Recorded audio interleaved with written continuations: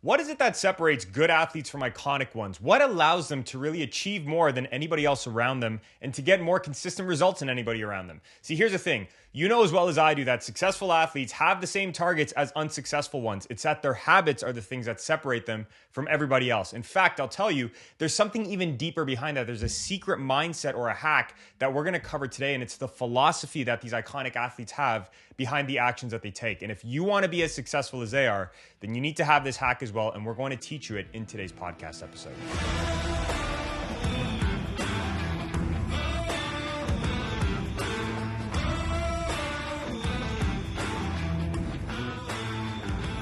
Hey everybody, welcome back to the Difference Maker podcast. I'm your host, Matt Calderoni, co-host Chris Calderoni.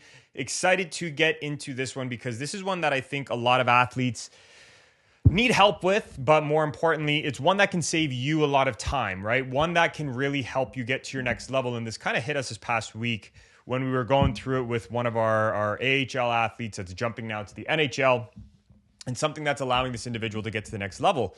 And it actually starts in two ways, this story. The first one being, we were talking about it, but I moved, obviously, places where I live back in May. And this was just something that rung to me. And it was one night I was actually going back and forth to my new house, to the condo. And I was doing a garbage run. And we were illegally dumping in our condo garbage and bringing stuff back. Wait to admit that on the internet. I know. And but regardless, it was like 12 in the morning when I was doing this, 12:30. And I figured, you know what? I'm usually in bed by 9 p.m. I might as well have something that keeps me awake. So I turned on this podcast. It was a motivational speech by Denzel Washington. And it still shakes me to my core this day when I think about it and I listen to it, and I still carry this with me. And in his speech, he's giving a commencement speech to the university he went to, I believe, in Philly. And he starts talking about a lot of different things, but he closes with this really powerful story. And he goes, I'm going to tell you this right now. I have been around a lot of people who are in their last stages of life and they're dying. And he goes, what's crazy about it is I have realized there's a consistent pattern that comes up with these people. And it's that before they die, as gruesome as it sounds, they see these ghosts. And he goes, it's not the ghosts that a lot of people think they are. It is the ghost of all of your untapped potential standing around your bed saying, you should have, you should have, you should have. And he goes, the only thing that dies with you are those regrets and beliefs. Interesting. Like I've heard different variations of that, Sure. I guess. So another one was, when you die, you meet the person that you could have become. Yeah. Or whatever the case may be. It depends on, what interpretation of the Sure. story you want to hear and everything like that. But yeah, it's all the chances that you had to make that leap and what you could have done to what you are. Right. And I think one of the iterations was, if you're okay with who you are, that when you meet that person, you can confidently shake their hand and say, like, I'm good. Yep. Then you've done your thing. Which is, it's interesting. It's just kind of cool that everyone has their own, take on it. And that's where he continues with it. And he goes, the one thing that's the only thing that dies with you. There's no U-Haul van that comes with you and so on. And that's when, funny enough, the week after, I had a really good conversation, a session with one of our athletes who's just transitioning into his off season. And I said, okay, so, we set our targets for the following year, like we always do.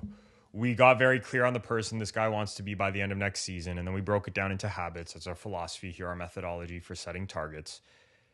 And we ask this one question every year to all the athletes we work with whenever we're setting them into this spot, right?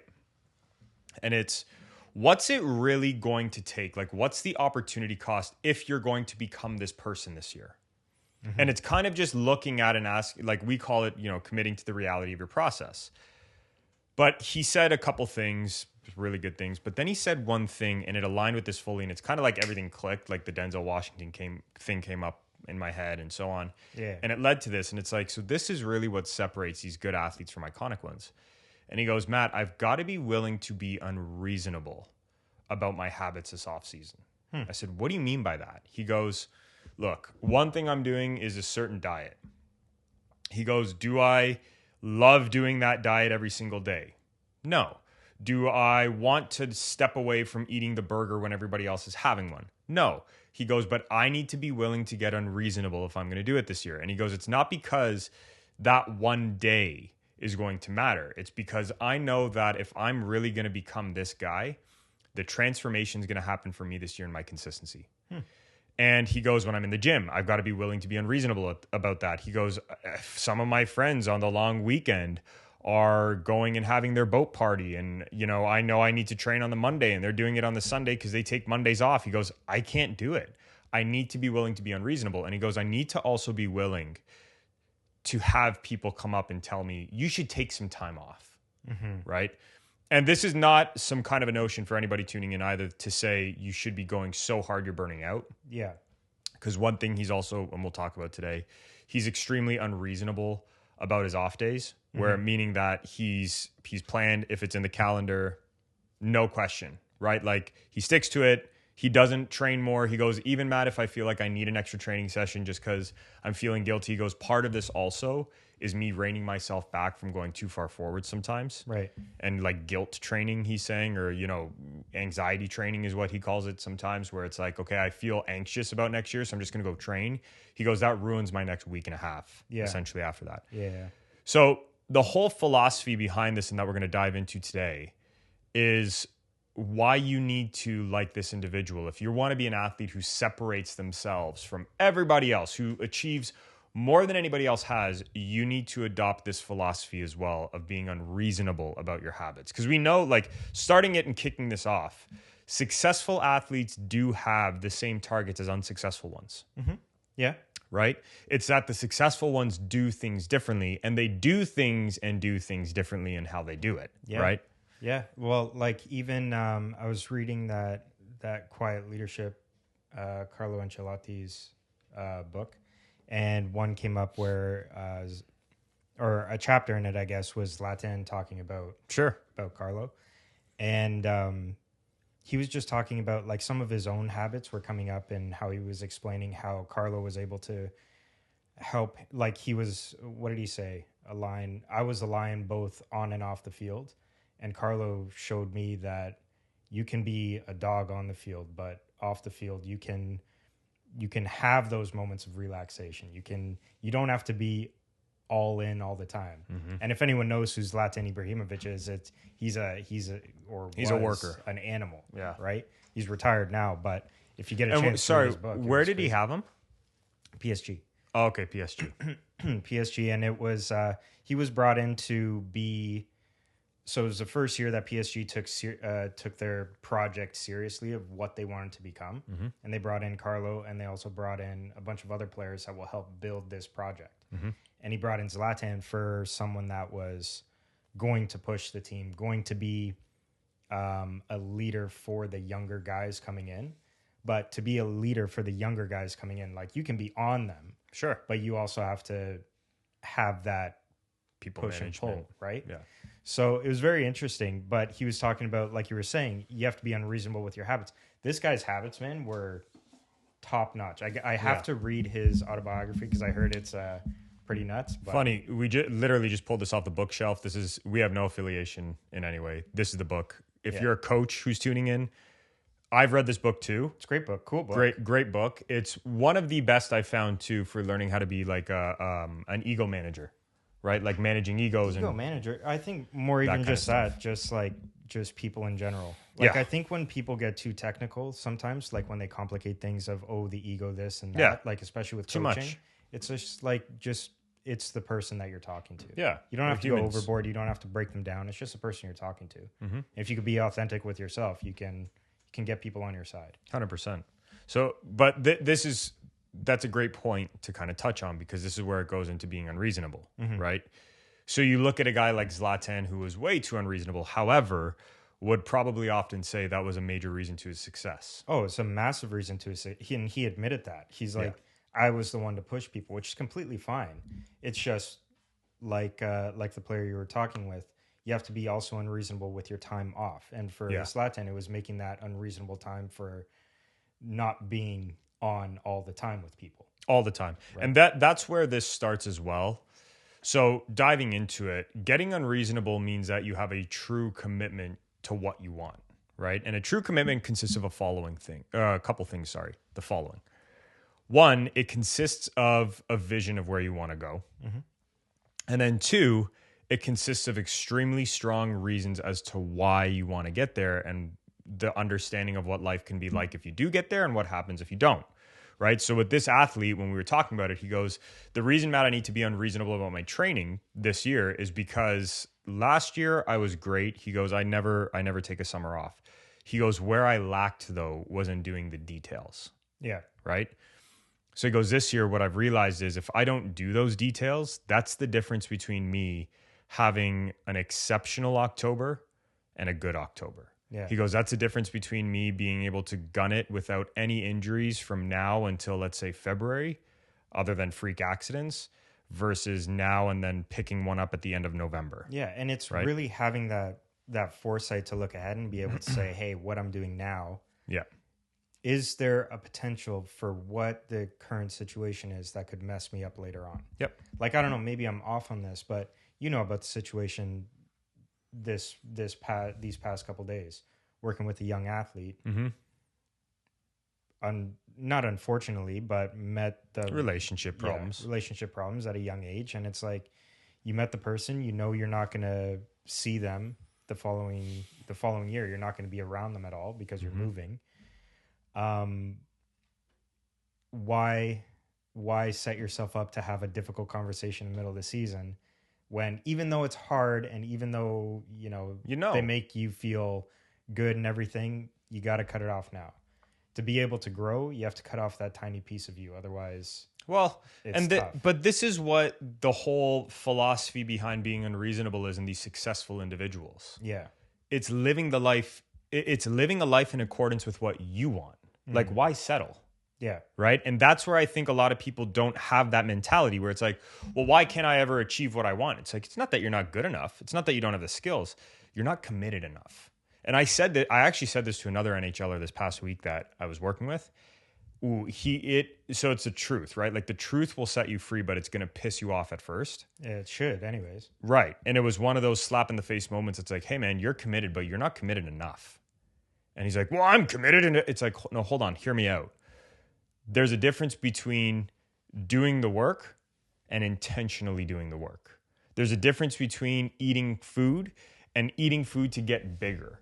There's a difference between an off day and a day to recover, right? It's being unreasonable with that. So at the start of this it's a commitment to where you want to go. And then you need to gain what's called leverage over yourself, right? And the leverage is very simple. If I do this, what will happen? How will life get better? And if I don't, and pain is the thing that you will do more as a human being to avoid pain than you will to gain pleasure.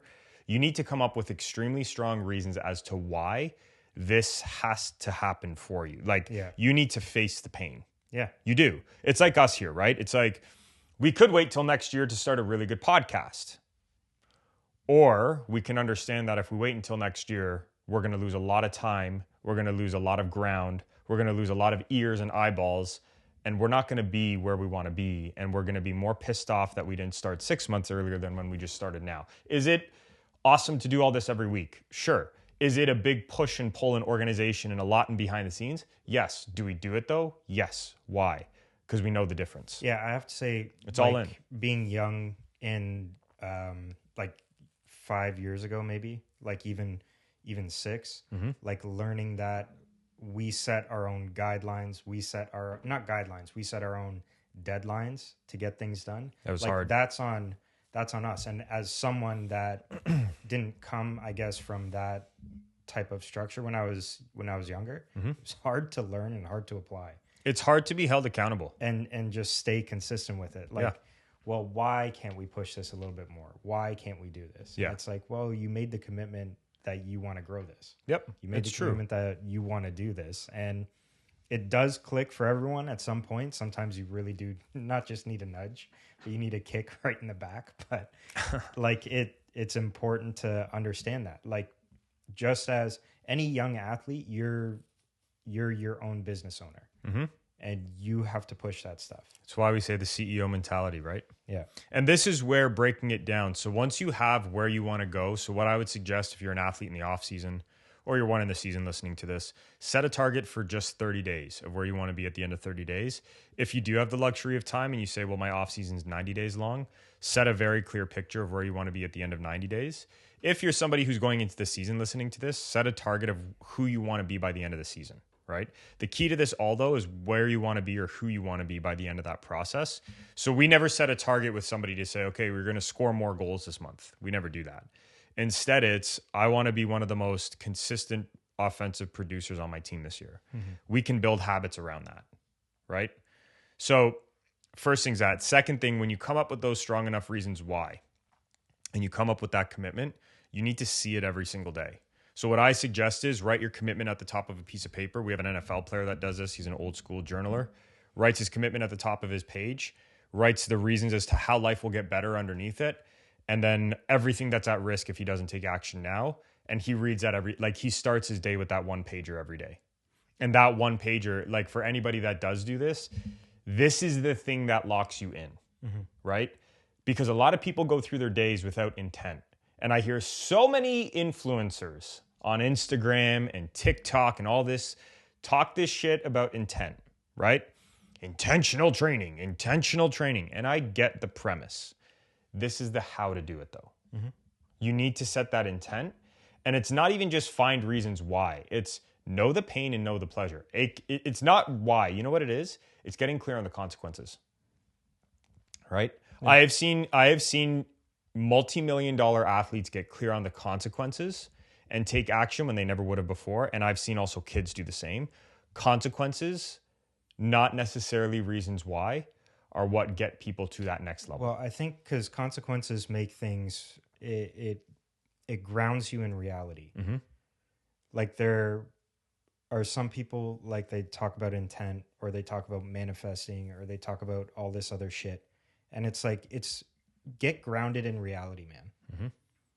Like you can take any sign that you see and you from like you see something on a tree or this or that or whatever, and you can put any interpretation to that you want, how you perceive it. But like if you ground yourself in reality and you have those consequences and you know what you need to do and the how and the actual footsteps in the ground, I think you put yourself ahead from so many other people. Yeah, and the reason this is so important is because this is what it takes to get it done. Yeah. Right? Like I think a lot of times athletes miss the note on what it's going to take, or miss the mark, I should say, of really what it's going to take to get it done. Because even working with some high-end NCAA basketball players, it's like, okay, you've got to do the visualizing, you got to do this. And they know why. Whenever, though, we present when we know they miss, because they're humans and they're imperfect, as our pro athletes, as our youth athletes, it's never, hey, why didn't you do your mental reps? It's, hey, man, can I give you some coaching so that, I can help you out here? Sure. Okay, well, remember when you told me you wanted to be this guy? Well, or that gal? You missing that session, is it going to impact that drastically? Probably not.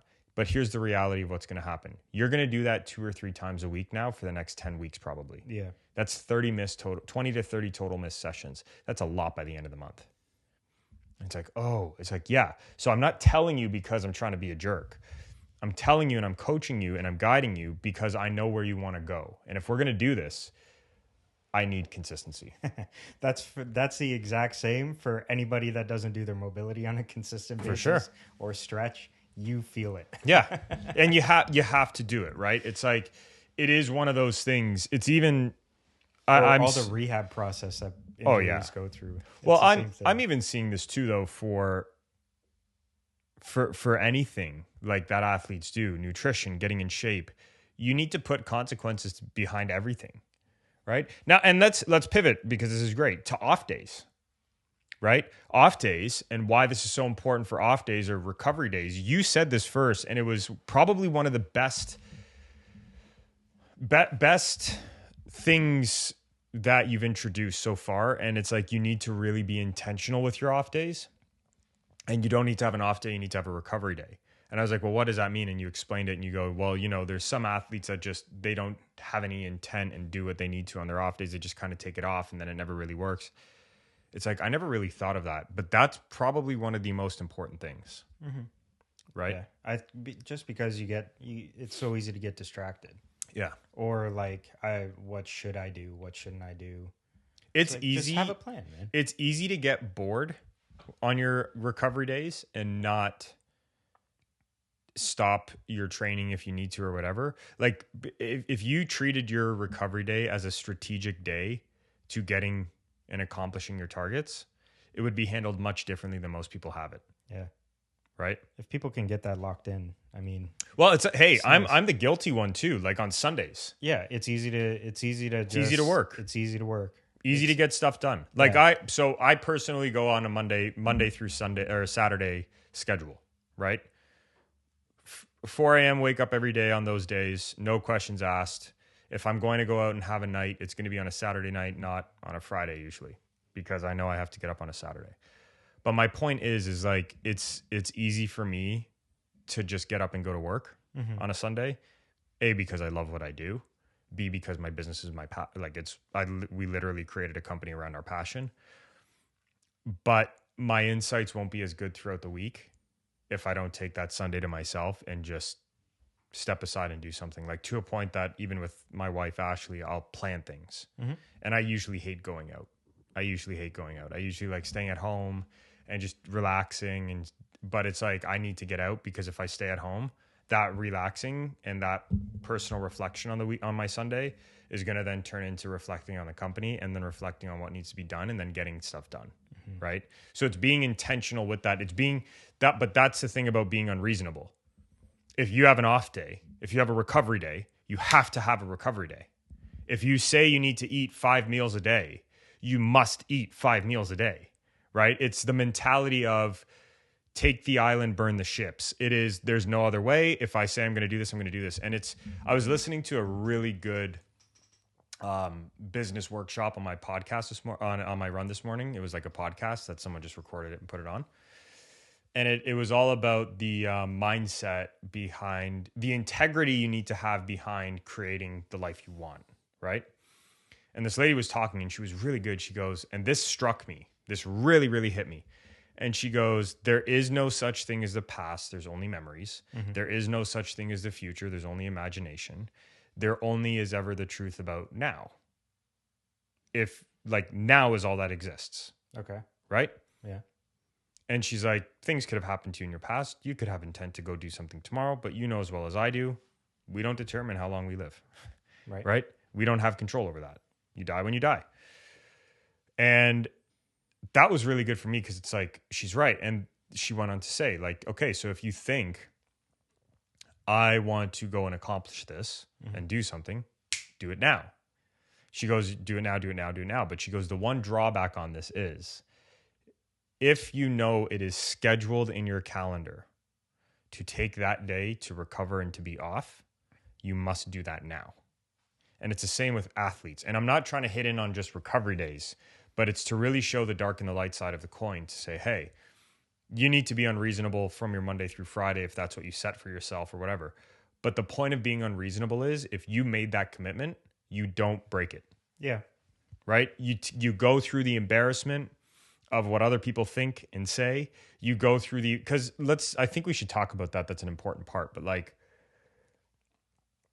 realizing that, and we say this a lot to the people we work with, you should be doing things different. Like people should be saying like, Chris, you stick out like a sore thumb. Why do you do that? Right? Why are you doing it that way?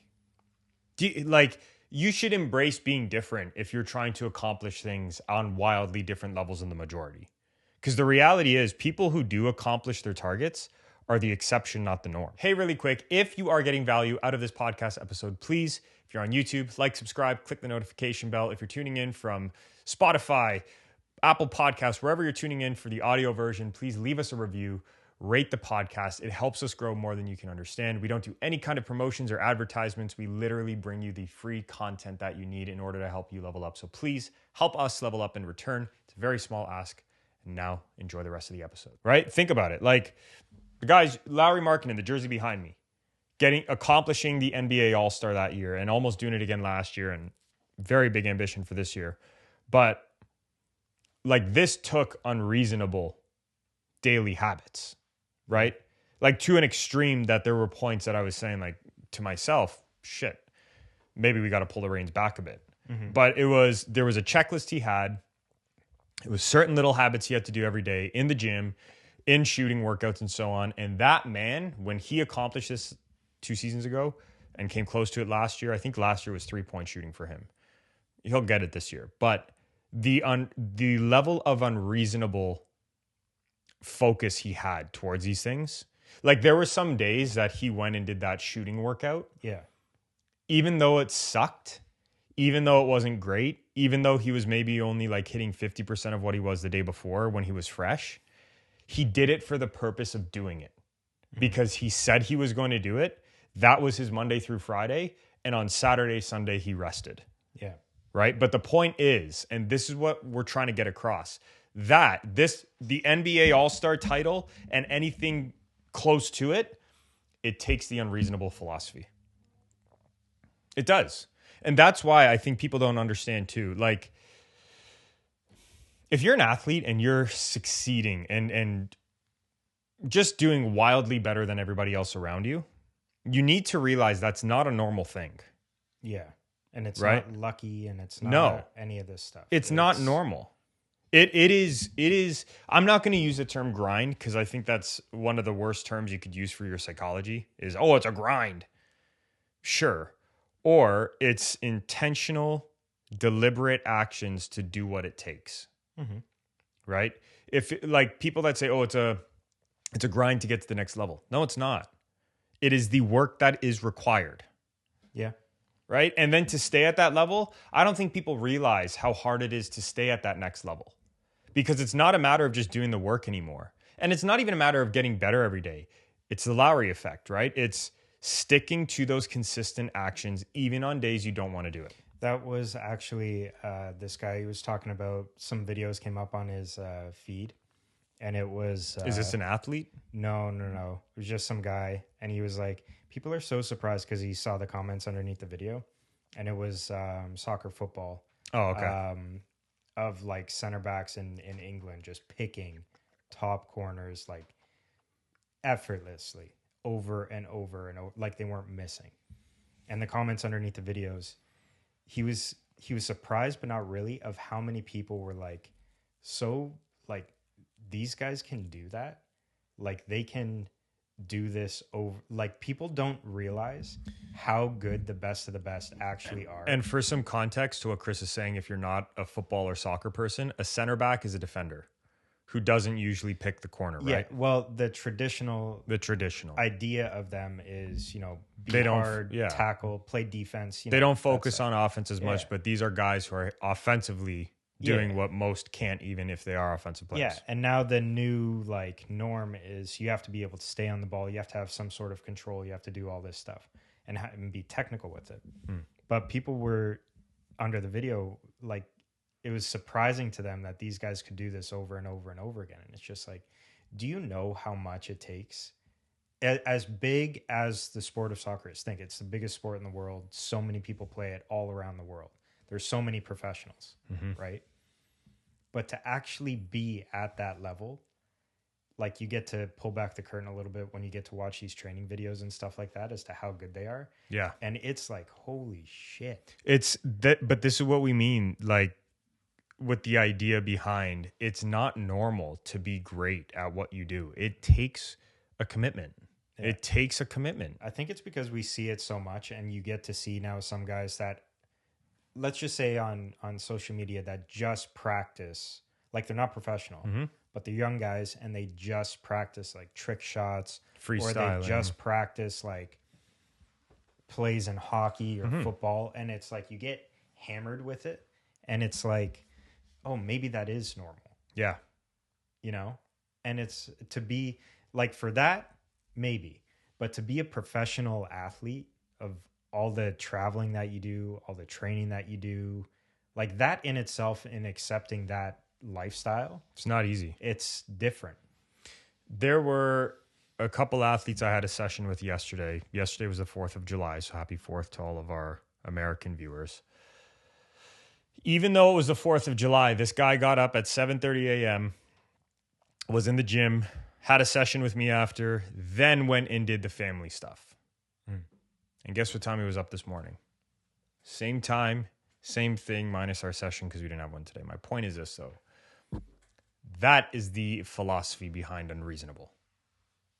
And the best thing about this individual is that every year he's earned more contract dollars, more contract dollars, more contract dollars, and he's tapping out. He is yet to reach his peak, and he's still doing extremely well in Europe for basketball. So my point behind this is the unreasonable mentality you need to have behind your habits is what gets those iconic athletes from being good to iconic. Now, there's two more topics we want to cover before we let you go. One of them is the fact of knowing when you're doing it wrong. And there's four major things you have to understand. If you're running the risk of burnout, you're doing it wrong. We're going to talk about that. If you think you need to be on 24/7, you're doing it wrong. We're going to talk about that. If you're trying to be perfect, you're doing it wrong. We're going to talk about that. And if you're cutting everybody out, you're doing it wrong. And we're going to talk about that. Let's start with quickly. Let's take like 2 minutes on each max. But just running the risk of burnout. Anything you want to add on that? Well, that's where we touched on it before, but the off days. Yeah. You know, the recovery days. Yep. Being intentional. If you're getting sick, weak, feeling like crap in the gym because you know you're overtraining, that is not being unreasonable. That is being stupid. Okay. Unreasonable means you are unreasonable towards your goals. Unreasonable towards your goals means you are doing everything in your power to optimize to get there. And you'll overtraining is not optimizing. Sorry, go on. I was going to say, you'll know when you're hitting burnout. Yeah. It's different from I'm just tired today. Yeah. Like you'll know when it's there, and you have to step back. Yeah. And the flip side on the mental part of burnout, not just the physical, this is where the thinking you need to be on 24/7. That's where the mental burnout happens, right? Where you're doing extra film sessions because you think that's sexy, and you're doing that because you think that's what Kobe would have done, or like that's a big one too. I hear about the Kobe Bryant mentality, and he was an amazing athlete. However, if you really study him and understanding it, that worked specifically for him, and it won't work for the majority. Yeah. Because then you can compare it on another hand to someone who's accomplished as, much in his own world and own respect. You look at Jokic, who's on a way different end, right? And does things way differently than Kobe would have, and can barely run. But that man is an all-star consistently and a champion. My point is, you can take different paths to get to the same results. It's that Jokic committed to what he needs to do. Kobe committed to what he needed to do. And they both got to where they wanted to go because of it. Yeah. And I think there's also a point to that too. If you feel like you have to do something over and over and over and over and over again so many times, maybe you just haven't gotten it yet. But there should be a point where you're able to at least wane off of it. Otherwise, you're not learning. Like if you're doing the same thing over and over and over, like film watching, for example, there has to be a point where it clicks in or you have to think to yourself, am I actually learning something? Is this helping? Are you intentional when you're actually doing it or not? Well, it's like me, even when I listen to a podcast, right? And I'm running. If I pick the podcast the morning of my run, I know it's not going to be as good as if I like intentionally sat down and picked one the night before. Sometimes I land on gems, right? Because it's like, oh, that was actually a really good one. But when I learn a lot when I go running because I listen to these things, but that only comes when I intentionally pick what I want to listen to the night before. Yeah. It's intent, right? So it's not, and I think this last point I'll mention about being on 24/7, if you are on 24/7, usually it's because the quality of your work isn't as high as it needs to be when you are working. Yeah, that's what I meant by that. Yeah. It's like if you're picking it up in that 20 minutes, dude, that's the 20 minutes. That's what you need. Exactly. Next, trying to be perfect. That is not being unreasonable. That is also being foolish. Why? Because if you are going to get to your next level, you have to be willing to make mistakes to learn and keep getting better and better. It's just being unreasonable towards figuring out a result towards that, right? Or a solution towards that. Anything to add on it? No. Last one being cutting everybody out. Now, there is one exception to this, which is if you're hanging around with negative people. Be unreasonable towards the people that are around you. If you only want to surround yourself with positive, high-performing individuals, if you're an athlete, but they're, let's say, a mathematician, but they are somebody that shares the same philosophy of achievement with you, hang with them, totally. If they are somebody, though, who is playing at the same level as you and they're just negative, maybe you don't need that in your life, right? Be unreasonable with that. Anything you want to add?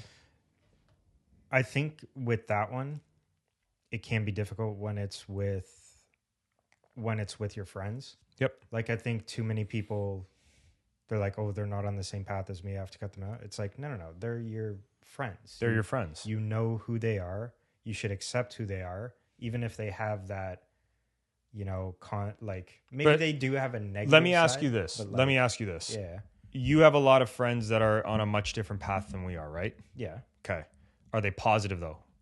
Yeah. They Good to support be you? around. Yeah. I'd say so. They cheer for you?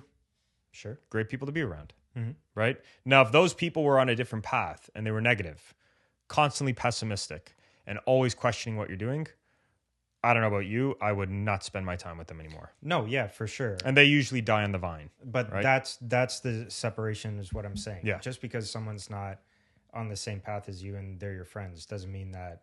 Like, Yeah. I see some people that go so hard. It's like surround yourself with people in the same room as you and you're not the smartest one. And it's like, I can understand that to a point, but like if it's your friends, you know who that person is. You can ease off a little. But this is also going back to, and not hitting on it too much, but what you said before about knowing the balance, the line on the field and the line off the field, right? Knowing that balance of in my personal time, I can hang with those people. Yeah. As long as they're positive, supportive, and so on. But in my place of work, I want to be around high performers around our place of work, but that doesn't mean I'm going to go and then be friends with those people outside of it still. Yeah. Right? No, exactly. Yeah. So the last thing is, if you want to do this, you need to apply this audit to the following 7 areas of your life. This is very important. So there's 2 questions you need to ask yourself. 1, are you intentional in this area of your life? Do you have the right intent in this area to get you towards your goals? And 2, do you have the right intensity in this area of your life, or at least commitment, if you're going to accomplish your goals? So there's 7 areas of your life that will impact you reaching your goals. I'm going to be very quick with this and ask yourself, am I intentional enough in this area? And am I bringing the right intensity in this area of my life? Number 1, your physical training, if you're an athlete. Number 2, your mental training. Number 3, your nutrition. Number 4, your sleep. Number 5, your recovery. Number 6, your relationships in life. And number 7, the personal time you take for yourself. Again, all you need to do, get a piece of paper. Once you have your commitment of what you want to accomplish, we told you this in the first part of the podcast, then you have your strong reasons. The next part, you can flip the page on the back, do this audit and ask yourself, does my physical training have the right intention that I need to help me accomplish that commitment? And number 2, does it have the right intensity it needs to accomplish that? You're going to get a very simple answer. There's no maybe, there's no sometimes. If it's sometimes, it's a no. It's either going to be yes, it does, no, it doesn't. Just solve. Do the next same thing for your mental. Do I have the mental? No. Do I have the right intent? No. Okay, solve it. This is going to help you, though, see what areas you need to focus on that you're falling behind in. Because I've seen, and Chris has seen, many athletes have fantastic physical training regimens, but suck with the mental. They're poor with nutrition. Their sleep is off. Their recovery is low. Their relationships are poor, and their personal time is none.